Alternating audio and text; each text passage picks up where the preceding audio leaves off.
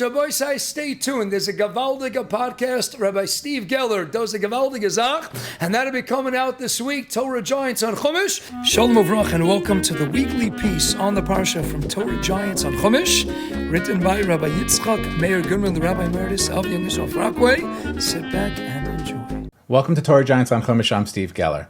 What is a simcha? What's the difference between a simcha and a party? If you look up simcha in the Torah, it appears surprisingly few times. Variations of the word simcha spelled with and without the hey is mentioned only once each in the books of Bereshis, Shmos, Vayikra, and Bamidbar.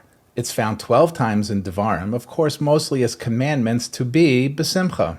So again, how does the concept of simcha fit into our celebrations that we call simchas?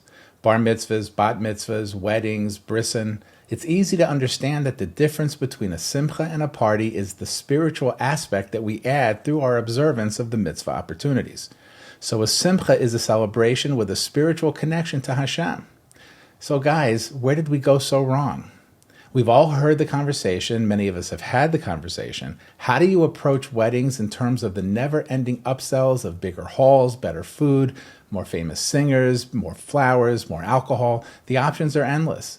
This leads to stories we've all heard about the exorbitant cost of simchas in general. And it's particularly tricky because like bar and bat mitzvah season, kids and parents feel judged by the difference between their simcha and their friend's simcha. How many young couples have the maturity to process seeing a friend of theirs throw an extravagant wedding while knowing theirs will be more modest? Instead of trying to teach young people the reality of living within their means, parents often go into debt trying to keep up with the people who could more easily afford the extravagance. Those people going into debt to present an illusion of greater affluence ironically perpetuate this issue for the next people who go into debt to keep up with the people who themselves couldn't afford it to begin with. So how big of a problem is this? So big, in fact, that Reb Shia Markowitz, who spent more than 30 years in frontline Jewish advocacy, 8 years as CEO of the American-Canadian Friends of Keren HaShvius, 8 years saving Jewish teenagers as a member of the Aguda's Iranian Rescue Committee, 28 years as a board member at Dor Yeshorim, founder of the Shemitah Fund, he became the CEO of Agudas Yisrael in 2017. In 2002, Reb Shia founded the Simcha Guidelines, which attempted to get prominent Rabbanim across the country to promote responsible spending guidelines for Simchas in all communities. This movement gained momentum in 2002 and was featured in several national publications, including the New York Times, which printed a long article on the issue of the pressure on Jewish communities to keep up. Those guidelines gained widespread support, but eventually failed to be universally adopted. An article by Yisrael Besser, printed in Mishpacha magazine in 2019, offers theories for why it didn't catch on. But was the original effort and attention to the problem important? Is it purely a financial issue, or is it a larger Jewish issue of proper behavior? Because if it is, we would find it in the Torah, right? Well, we did better than that. We found it in our Parsha.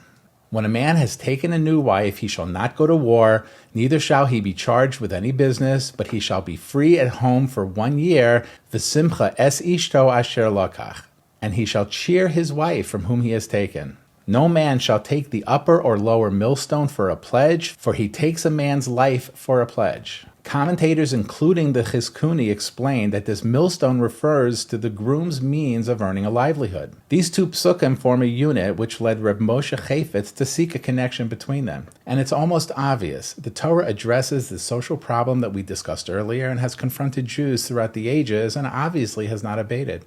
People of modest means feel that they must try to match their wealthy neighbors in making lavish weddings out of shame for not being wealthy. In order to pay for one evening's banquet, they go deeply into debt, which may take years to repay.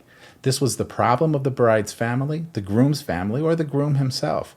In any case, it was and remains a tragedy, for it causes couples to start off in a very strained situation, sometimes heading into financial stress or ruin. And therefore, the Torah warns that to properly cheer a new wife, exorbitant loans should not be made that endanger the financial welfare of the new family or their parents. Just a beautiful insight into the eternal guidance we get from our holy Torah. But what other eternal guidance do we get from our Torah? We get the eternal opportunity for Talmud Torah, spreading Hashem's Torah to family and friends. And this has never been easier. All you have to do is like this video, subscribe to our YouTube channel, and hit the share button, which copies the link to this video, allowing you to simply paste it into emails, Facebook, texts, or WhatsApp chats. They all will thank you for it, and it helps realize the potential of Rabbi Goodman's life's work, Torah Giants on Chumash. We go to yeshiva to learn, that's Torah. We seek closeness to Gedolim, that's Torah. We daven for inspiration and v'sein chalkeinu b'sorasecha, that's Torah. We come up with chidushim in our own learning, that's Torah. Maybe.